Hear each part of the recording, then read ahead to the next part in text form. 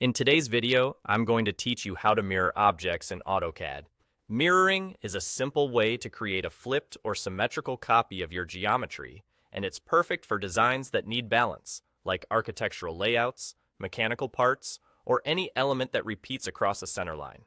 I'll walk you through it clearly, and by the end, you'll be able to mirror with confidence. Start by selecting the object you want to mirror. You can pick a single object or select several at once if they all need the same mirrored result. Make sure your selection is clean and includes every piece you want to flip. If something is grouped or joined, confirm that it's all highlighted before moving on, so you don't miss parts of your design. Next, type mirror on your keyboard and press enter to start the command.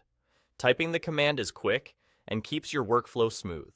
You'll see prompts at the command line, and your cursor will change to show the tool is active so you know you're in the right mode.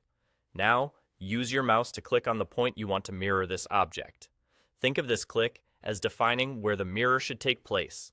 This point helps establish the direction of your mirror line, an imaginary axis that your object will flip across.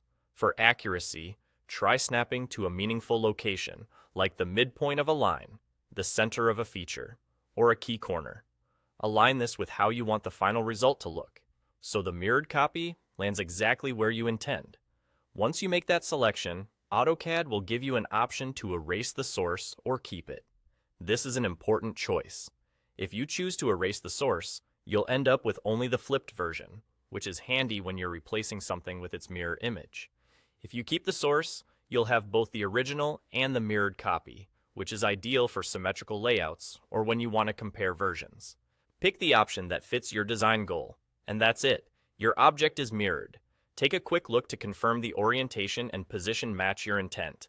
If it's not quite right, don't worry. You can always undo and try again with a more precise pick point. With just those steps, select, run, mirror, choose your point, and decide whether to erase the source, you can streamline repetitive tasks and maintain clean, accurate symmetry in your drawings. Thanks for following along, and keep practicing to build speed and precision.